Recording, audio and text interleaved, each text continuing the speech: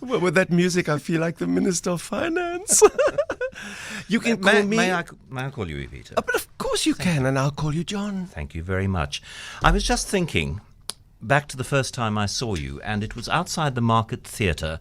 I can't remember the exact date, but it would have been in the mid-'80s. 1982 or 83, and you and were in my car. Yes, in your very long American open car, and you haven't aged a bit. There is not a single new line on your face.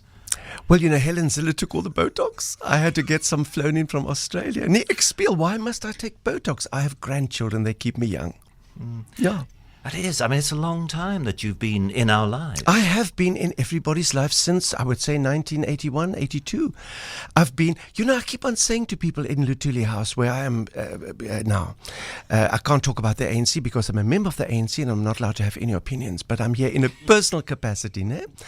But I must tell you, I just say to people there, I was in the worst days. I saw when we closed our newspapers, I saw when we banned leaders, I saw when we shot children, I saw when we lied to God, I saw when we plundered the kitty in the treasury. We did all those things, and of course nobody knew, John, because we controlled the radio and the television and the newspapers. But now of course we're in a democracy, which means that everybody's got a camera at the end of their fingers and everybody can take the positive and put the negative in its place. So ek is baie gelukkig daaroor. I do want to talk to you about your decision, which really, shocked is too strong a word. It surprised me when I heard last year that you had joined the ANC, and I know that it surprised members of your family. We will get to that, but I thought to use the opportunity to just catch up on what's happened with the family, the children, and can you still talk about Bambi? My sister, it's a democracy. Everybody's got a chance to make a fool of themselves, and we don't talk. It's sad. I think maybe one day we'll meet and one of us will be in a box. I hope not. Mane, are we going to talk about her? Not a lot. No, if you don't want it. It's the children. The children, of course. De Kok is still living with his friend Mof de Bruin. They've got a beautiful apartment in Tshwane. I always thought it was Pretoria, but when you drive into what was Pretoria and you turn left, you end up in Tshwane. If you turn right, you end up in Pretoria. They've got a flat there, and they've adopted a little child called Sipho. Sipho Bezuidenhout. Sipho Bezuidenhout. De Kok Bezuidenhout en Mof de Bruin Bezuidenhout. I'm not sure. I just call him Scotty. He's so sweet, and he's from Limpopo. And I keep on saying to De Kok, magtig my kind, this democracy is so avant-garde because you are two men sharing a flat and you can adopt a child. Why did you find girlfriends and have children? And then he laughs and gives me something to eat. Now, he's fine. My daughter Billy Jean, of course, is still married to Leroy Maqolweli. And they gave me the three of the most beautiful grandchildren, and they are my inspiration, John. They are my little born-frees who have just said to me, Gogo, what are you going to do to protect democracy so that one day when we need to vote freely and fairly, it'll still be here in working condition? Is anybody protecting democracy in South Africa except Thuli? And Thuli's now, I don't know, at the hydro. Really, truly, it's terribly important that I don't keep silent, although many people say, ach, Evita, jy's te oud, bly stil. My point is this, every 5 years, is it 4 years between general elections in this country, or is it 5 years? It's 5 years. Those are 5 years of study. We citizens must do our homework. We must read books about who we vote into power. Nobody knows who these people are. And now we're surprised that they're corrupt. Well, if we'd known about it, we would have voted for somebody else, or maybe phoned them earlier on to be corrupt as they are. The point is, we mustn't have opinions if we don't know who we are railing against. And that's why I like listening to you, because you have your homework done. You know what you're talking about. You are very angry. Sometimes I think, oh, liewe aarde John, a little joke here will help us all, But then again, I realize what a responsibility it is, because people are driving motor cars, and that's the only time that you've got them trapped to listen to the reality of what is happening in South Africa. Was it your grandchildren and that question to you about, Gogo, what are you going to do to protect our democracy? Was that what persuaded you to join the ANC? It persuaded me to go back into active politics. And at my age, it's the last thing I want to do. I've just discovered what fun it is to have goldfish. I don't want to have to go back into politics. And then, of course, where is the power? It's not in Parliament. Parliament has now either become a DA parking garage or a playpen for the Teletubbies of the EFF. I have to go to Lutuli House in Gauteng. And my dear, I keep on saying this, Lutuli House is the one power station that the ANC has built in the last 22 years. I am a member of the ANC. Ja, ek weet, mense sê vir my, You know, seeing Tannie Evita Bezuidenhout as a member of the ANC is like seeing Angela Merkel as a Greek bank manager. I know it's a shock, but it's my choice. John, it's my choice. And I have met very, very good people in the ANC. Everybody, not everybody, but certainly white people of my age definitely say, oh, everybody in the ANC is corrupt. Everybody's a crook. Yeah, 6 or 7 names every day we can fill the front page of the Citizen newspaper. But my dear, there are hundreds of thousands of members of the ANC who are not corrupt, who are working very, very hard. Otherwise, we wouldn't be here. We would be at the Croatian border with a pick and pay bag in our hands trying to get a job in Germany. Let us not underestimate the fragility of freedom. And that's what worries me about the hashtags. The hashtags are like barbed wire. They tear into the body stocking of democracy and make long ladders and things run up and down. So we've got to protect all the questions with answers. And can you do that from within Lutuli House? No. I cook. I'm in the kitchen. Liewe Aarde, I've always been known as the best cook in the National Party, the beste kok in the National Party. I have put the ANC on a diet. Listen, I don't want to talk out of the kitchen. It doesn't show yet. No, John, don't be so negative. I'm so successful. I've seen so many members of cabinet fitting into economy class seats on SAA. And they are now buying Golfs. You know how much money those ministers are spending on their cars? Can I tell you? Will you tell me, please? I will tell you that the Deputy Minister of Planning, Monitoring, the Deputy nogal, né? He should get a second-hand car. Boetie Manamela is spending 1.97 million rand on one motor car. And he's already got one. What's he doing with the old one? Giving it to somebody else? And he's die communist, Rob Davies, 1.72 million rand. Yes, but you know, the communists are only communists because they were anti-apartheid. Yeah. They're the richest people in the country. And the Minister of Arts and Culture, 3 million rand on 2 new cars. But it's arts and culture. He needs 2 cars. No, it is so shocking. I mean, a Golf is a nice little car. You know, that's why they're too fat. They can't fit into the Golf. And anyway, I've put them on a diet because when you look at a fat politician, and I don't want to say ANC politician, but ANC politician, you immediately think of the thin voter. And the majority of our voters in South Africa are poorer and thinner than ever before. All Julius Malema has to do to prepare for the 2019 general election is to promise them everything and anything, and they will vote him into power democratically.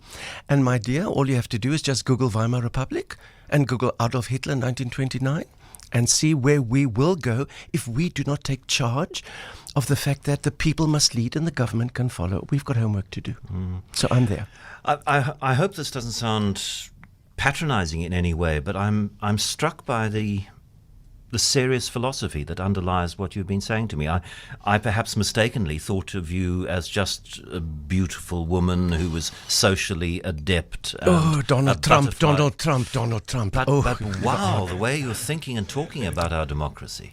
Well, I've had a lot of time to think, and I think many of us had time to think, and I think too few people are allowing themselves to give voice to those thoughts, because, you know, there is a terrible word that stops all discussion, and that's the word racist.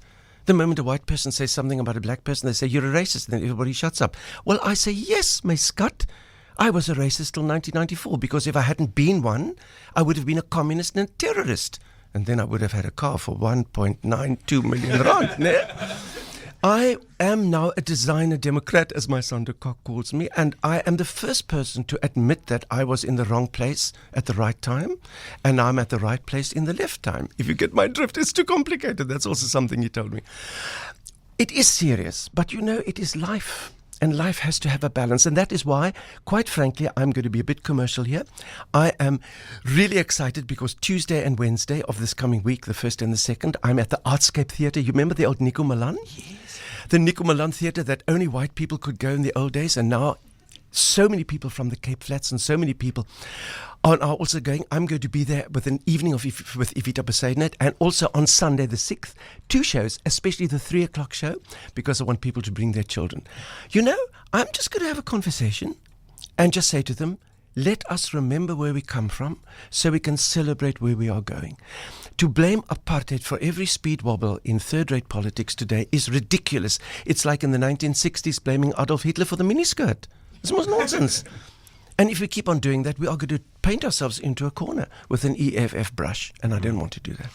What was the reception from the ANC when you came along? I mean, you're well known. They would have known who you are. They would have known your history. Ambassador to Babetiko Sweti, which was a homeland, which was a policy that the ANC was desperately opposed to. Were you welcomed with open arms? My dear, I sat in front of Lutuli House for 4 hours in my car. Ek dacht, my magtig, ek kan het nie doen nie, dis die communiste. And I was so scared of them because, of course, they were like the Al-Qaeda. Or like the ISIS in the old days. I mean, we thought this was the end of the world. And I thought, nie boer maak 'n plan. The Voortrekker women crossed the Drakensberg barefoot. We did. Huh?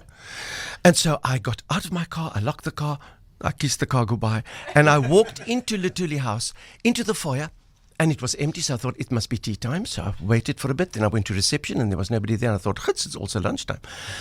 And then I saw a mouse crawling across the floor, and I thought, Gits, does the mouse have rights? Then the lift door opened, and out came Jessie Duarte, whom I know, and she said, Tannie Evita, what are you doing here? This is not Woolworths. I said, no, I'm coming to join the ANC. She said, why? What have you heard? I said, nee, my Scott, I want to be a member of the party. She said, have you got cash? I said, yes. She said, you in. So I was welcomed with open arms. Is there any resistance? Are there people within the ANC who turn the other way when they see you coming towards them bearing a plate of your lovely food? Oh, when I carry plates, nobody runs away. They take out their plastic bags and take all the food home. The struggle is never far away, you know. But Gwedi Mantashe, I like old Gwedi. He's in his office on the 6th floor. I pop in and see him every now and then. And I mean, he's always in his office. Gwedi Mantashe never leaves Lutuli House because he's scared they won't let him back in again. And there are some and what about Jackson Timbu? I mean, Jackson Timbu proved a few days ago that there is freedom of expression in the ANC. I don't know how long he's going to get away with freedom of speech, but I am keeping my eye on him. And I said to him, I sent him an SMS. I said, I support you and I salute you. And he sent an SMS back saying, thank you, Tannie Evita. So, you know, it's one doesn't particularly want to have fan clubs everywhere, but in my kitchen, I am the boss. Okay. And when people come in, they are welcome to a cook sister as long as they don't take the plate and the spoon. Now, we've made an arrangement with our technical people. I'm going to give a code word, and then they are going to play music so that the answer to my next question, only you and I and the people who've joined us here in the studio. Yes, the refugees. It's so sweet to hear it, because I don't want to put you under pressure, and I don't want you to rein in your tongue because you're worried about who might hear it and might report it. So code word.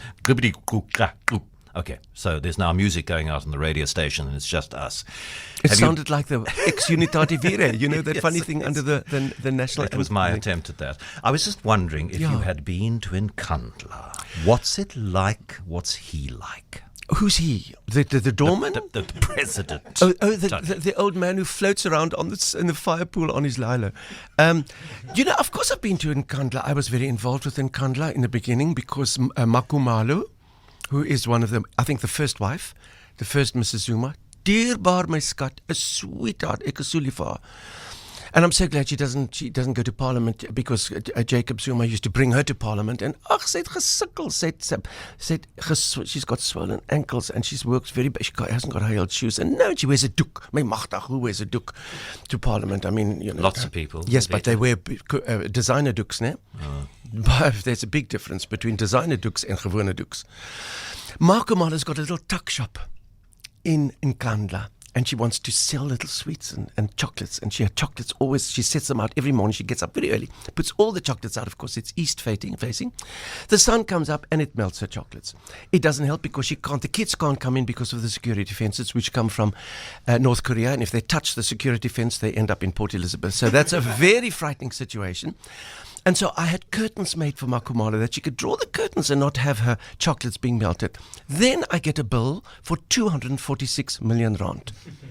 I said, what is that? They said, you're responsible for the costs for Nkandla. I said, no, it was for curtains. They said, well, that's what it costs. They tried to blame me because I'm a white Afrikaner, you see?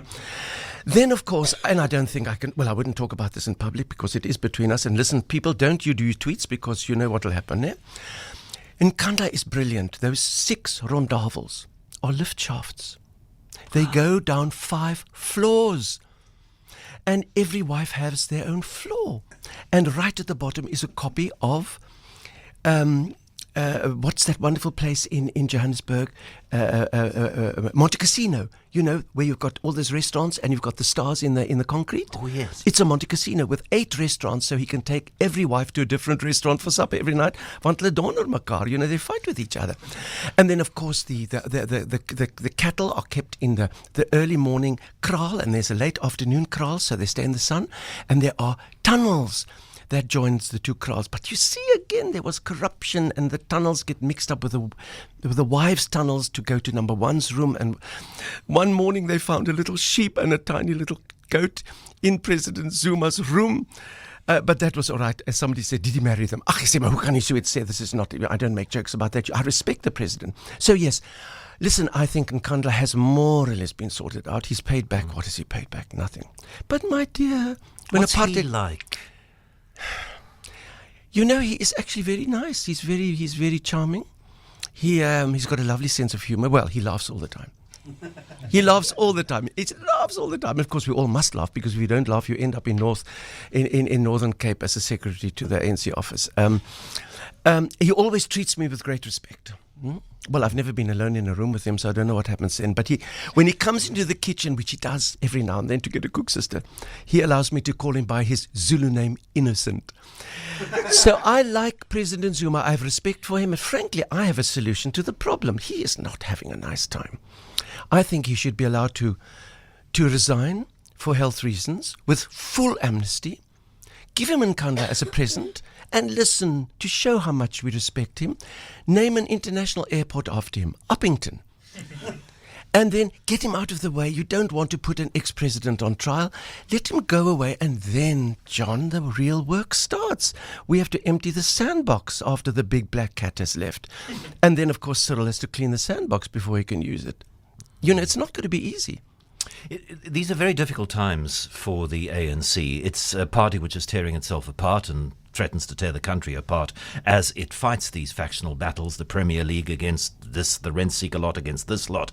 Have you thought that maybe your decision to join was misplaced, wrongly timed? Are you thinking of handing in a resignation note? No. Why?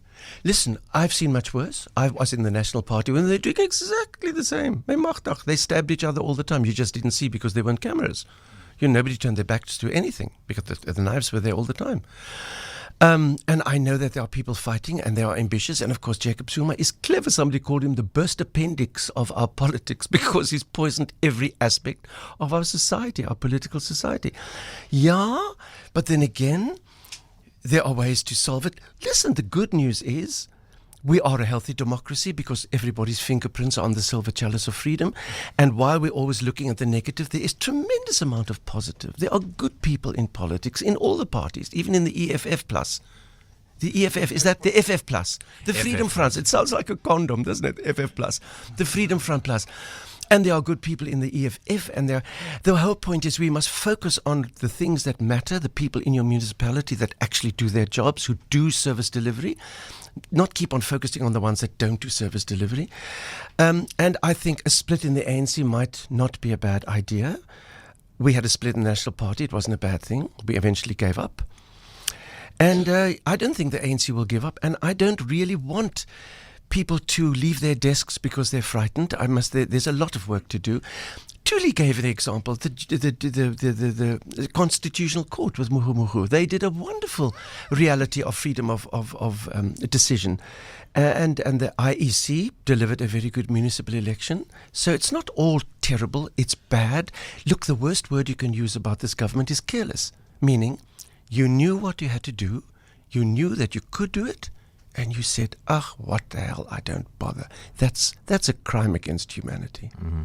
I've just got a text message which says, this has been my best drive home ever. And that's thanks to you.